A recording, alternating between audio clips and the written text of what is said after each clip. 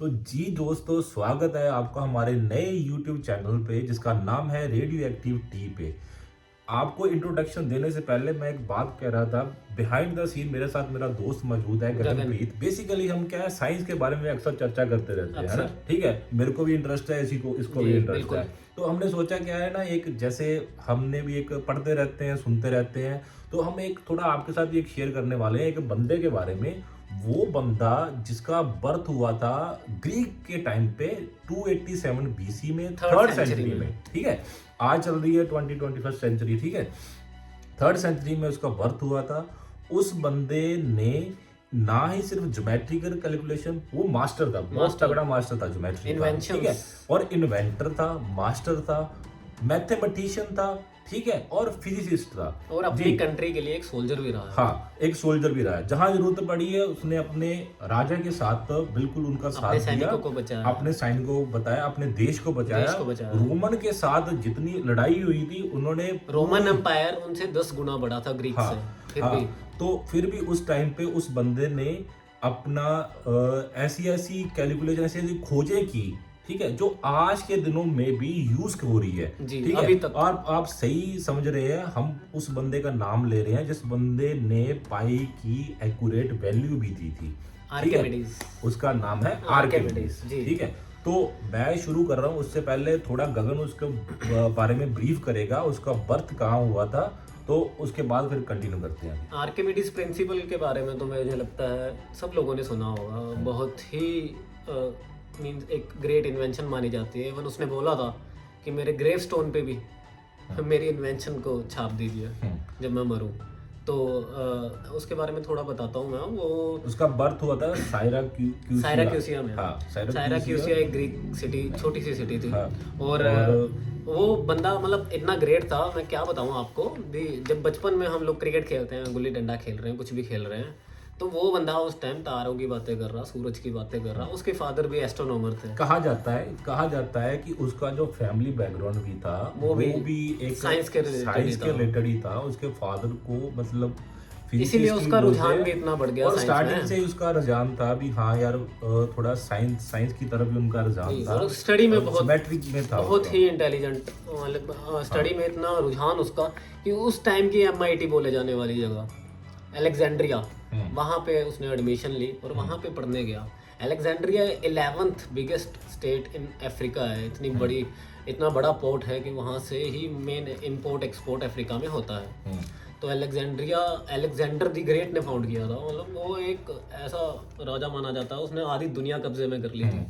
तो वो एक स्टडी का हब था, स्कॉलर्स का हब था। पूरी दुनिया से स्कॉलर वहाँ जाते थे और आर्किमिडीज भी वहीं से पढ़ा है। तो अभी आगे जाने से पहले मैं बताता हूँ, जो पाई की बारे में मैंने बताया था ना गगन, तो पाई के बारे में क्या आज तक, उससे पहले क्या था, पाई की वैल्यू को कैसे माना जाता था भी, circumference of a circle upon diameter. ठीक है, अभी तक इस पे चल रही है। अभी तक इसी पे ही सारी कैलिब्रेशन हो रही थी। और कैलिब्रेशन जो मानने थे भी, हाँ, पहली बात है पाई की वैल्यू की जरूरत हमें क्यों पड़ी। ठीक है, आपको ये भी बताना चाहता हूँ मैं, जो एक पिरामिड्स है ना, इजिप्ट के पिरामिड्स है, उसमें जो छोटे वाला पिरामिड्स है, उसकी जो सर्कमफ्रेंस है वो भी 2 पाई है।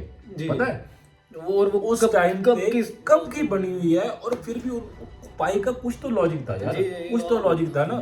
तो वही है ना, ऑलमोस्ट एवरी कैलकुलेशन में यूज हो रहा है। ऐसा कोई भी डिजिट नहीं है जो पाई की नंबर में नहीं आ रहा जी। अभी तक नासा जो है वो यूज कर रही है, वो 15 डिजिट तक यूज कर रही है पाई की वैल्यू। ठीक है, सुपर कंप्यूटर्स भी इतना ही कैलकुलेट कर सकते हैं। नहीं, सुपर कंप्यूटर ने अभी तक, जो मैं करेक्ट करना चाहता हूँ, काफी नंबर ऑफ टाइम्स तक कर ली है उसकी कैलकुलेशन, पर वो करी जा रहे हैं अभी, करी जाएगा वो, पर वो एंडलेस वैल्यू। हाँ, वो एंडलेस वैल्यू है, बिल्कुल सही। तो अब वापस आते हैं, पर जो हमारे स्पेसशिप के लिए, शटल के लिए यूज हो रही है ना, वो 15 डिजिट तक ही लेते हैं, 15 डिजिट तक इतने तक ही लेते हैं। ठीक है, पर उतने डिजिट से पहुंचने से पहले जो 3.14 तक कैसे हम पहुंचे, वो बंदे ने बताया। वो बंदा है आर्किमिडीज। ठीक है, आर्किमिडीज को ही क्रेडिट दिया जाता है।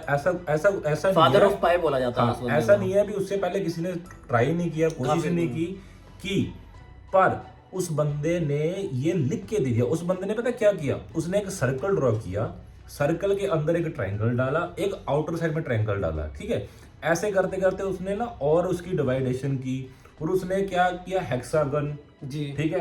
तो ऐसे करते करते उसने पॉलीगन, पॉलीगन बनाए, 96 साइडेड पॉलीगन बनाए, जिससे उसने इसकी कैलिब्रेशन निकाली, जो इसकी कैलिब्रेशन लाई करती है 3.1408, 08 से लेके 3.1429, ठीक है। तो यही वैल्यू है, उसने दे दिया भाई यार, इससे इसके लेके और इससे बीच में है, ठीक है। जो बाद में निकल के आई 3.14153, अभी तक यही वैल्यू यूज कर रहे हैं, ये यूज कर रहे हैं, ठीक है। कितना नियर की वैल्यू है, उस टाइम पे निकाल के दी, ठीक है। तो एक्यूरेसी देखिए आप उनकी। उसने क्या ज्योमेट्रिकल फॉर्म में इसको कैलकुलेट कर दिया था। अब हम वापस आते हैं अभी पाई की वैल्यू की जरूरत क्यों होती है। जैसे हम देखते हैं आजकल, हम आसपास देखते हैं जितने भी हिस्टोरिकल चीजें बनी हुई है ना, जो गुम्बद टाइप बनी हुई है ना, जितना भी आर्किटेक्चर है, एक तो वो देखने में अच्छी होती है, दूसरा वो स्फेरिकल फॉर्म में शेप में होती है। उसकी वॉल्यूम कैलकुलेट करने के लिए पाई की वैल्यू होती है, कितना मटेरियल लगेगा, क्योंकि उसको लेते हैं ना जैसे circumference of a circle upon diameter, ठीक है। तो ये है पाई की वैल्यू, ठीक है।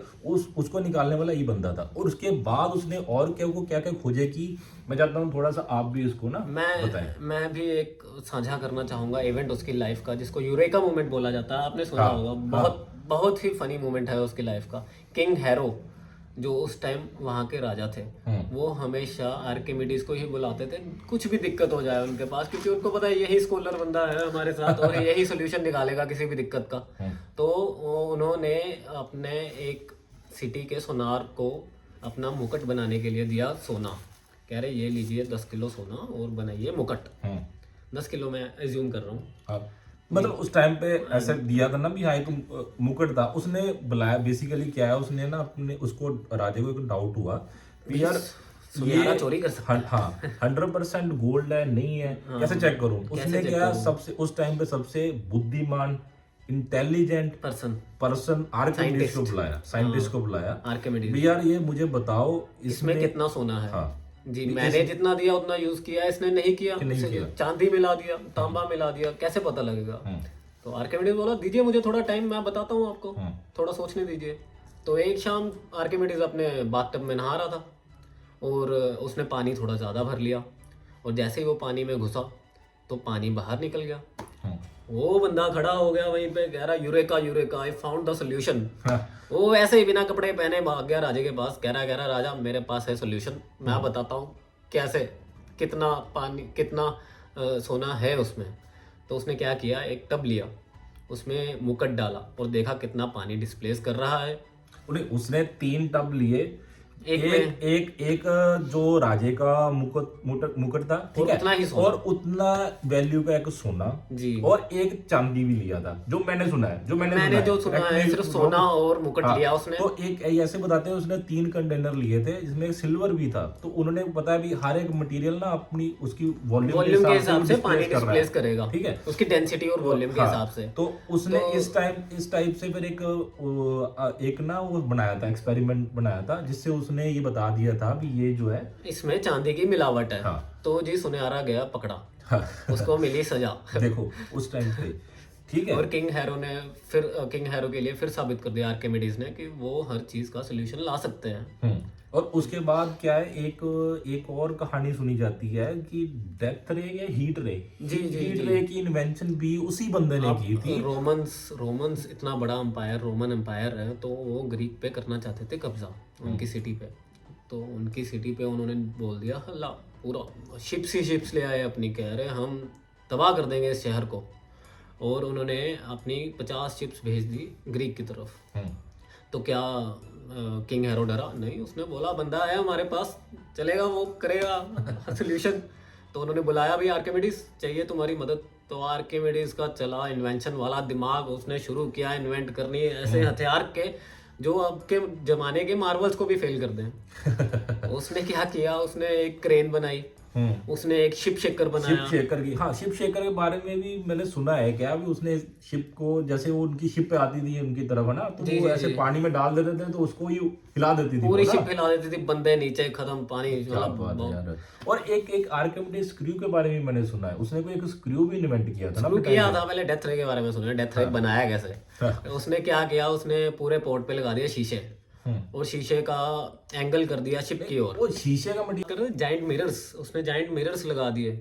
और जाइंट मिरर्स कैसे बनते थे उस टाइम, ब्रास और एल्युमिनियम को पॉलिश कर तो वो रेज उसने एक ही जगह पर पॉइंट की, जो कि था अपने एनिमी रोमन्स की शिप्स, और शिप्स में लग गई आग और सारी शिप्स जल के भस्म। मतलब मार्वल लेवल शिट, मतलब बहुत ही तगड़ा आदमी था वो। और आप कुछ बता रहे थे उसके बारे में, आर्किमिडीज स्क्रू बहुत अच्छा डिजाइन था। हाँ, अभी तक चल रहा है। एक स्क्रू के बारे में बताऊंगा, जो उसने एक स्क्रू भी इन्वेंट किया जो आज के दिनों में भी वो क्या है, फार्मिंग में भी यूज हो रहा है, अपहिल पानी पहुंचाने के लिए अभी तक यूज हो रहा है वो। जो पानी है ना, पानी सिंचाई करने, खेतों में सिंचाई करने हैं, तो अभी भी वो आर्किमिडीज स्क्रू के नाम से ही जाना जाता है आज के जमाने में। इवन इंडिया में भी यूज होता है। इन्वेंशन है वो भी उन्होंने बनाई थी, उनकी डिस्कवरी है वो। तो ये थी आज की हमारा जो टॉपिक था आर्किमिडीज के बारे में, ठीक है। और अगर और कुछ बोलना चाहते हो? हाँ जी, आर्किमिडीज की डेथ के बारे में थोड़ा बता। बड़ी सैड डेथ थी बेचारे की। आर्किमिडीज पे रोमन्स ने हमला किया था, उसके शहर पे रोमन्स ने हमला किया था, और रोमन्स के राजा ने सीधा बोल दिया था आर्किमिडीज मेरे को चाहिए जिंदा। मैं इतना इंटेलिजेंट बंदा अगर मर जाए तो दुनिया का ही नुकसान है, दुनिया का क्या, यूनिवर्स का नुकसान है। जिस बंदे ने यूनिवर्स के बारे में खोज की है, तो उन्होंने बोला जिंदा चाहिए। लेकिन आर्किमिडीज वो अपने नीचे घर में बैठा, कमरे में बैठा, डिजाइन्स बना रहा, कैलकुलेशंस कर रहा, सर्कल्स बना रहा। जैसे रोमन का सोल्जर आया, अरे अपने हाथ उठाओ मेरे साथ चलो, उसको नहीं पता ये आर्किमिडीज है, बुड्ढा कौन है ये। तो ऊपर से बोल रहा don't disturb my circles, get the fucking out of here. और सोल्जर को इतना गुस्सा आया, उसने चला दी गोली और मार दिया बेचारे को।